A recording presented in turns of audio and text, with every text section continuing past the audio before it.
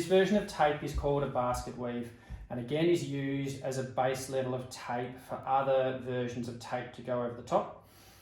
It creates a really nice level of coverage for the other bits of tape to hold on to. And in the event of someone doing an acute injury, it actually provides a nice level of compression and reduces the level of swelling that you might get in areas where there's been some trauma. You do need to make sure, if you are taping an instance of someone injuring their ankle in an acute way, to make sure that you're not cutting off blood flow. And so with the Basketweave, we won't wind up and really constrict, but it can work very nicely for that to help lessen the bleed in those early stages after an injury. Now, importantly, we keep the ankle at 90 degrees of bend, and like any other taping, want to make sure you be quite careful about the areas where tape cuts are more likely to occur. Over this area at the front of your ankle and in around your Achilles are the most common areas, so careful not to create excessive tension through those areas. So first strip of the Basketweave, just like an anchor for other types of taping, I want to do about 1/3 of the distance up the leg and tear off the tape so I can lay down that tape without excessive tension on it. I'm going to do then a stirrup, and with my stirrup, I'm going to start this stirrup far more towards the front aspect of the ankle. So I come in underneath the base of the ankle, and the natural pathway that tape goes on will leave me, if I keep that ankle at 90, leave me finishing right towards the back aspect of ankle. Now, I'm then going to do another anchor through the foot, and again, be careful in this instance not to create excessive compressive pressure, but rather just lay the tape down.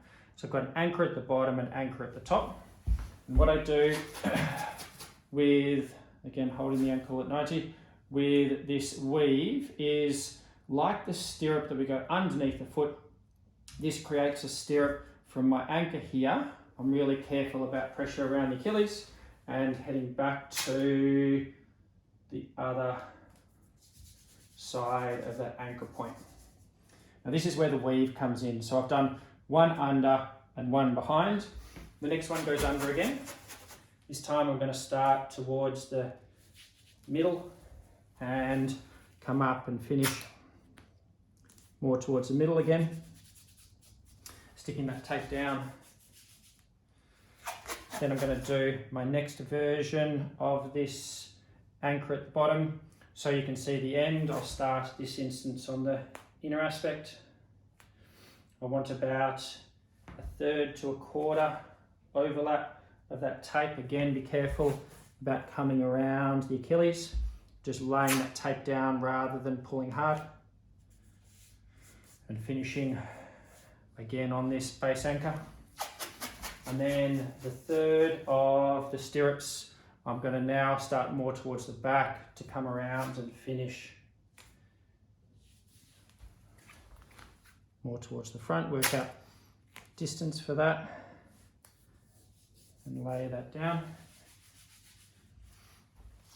And then do another strip again, overlap of about 1/4 of the width of the tape. Careful around the Achilles. And come around and you pretty much will finish that third one in a similar spot to where you started. Got a little area of tape here where there's a gap and the skin's poking through. So I'm just going to then put some tape on there to cover that up. Now that's my base that I then choose whether I want to do my figure 6s, my heel locks, or any other version of tape on top of that.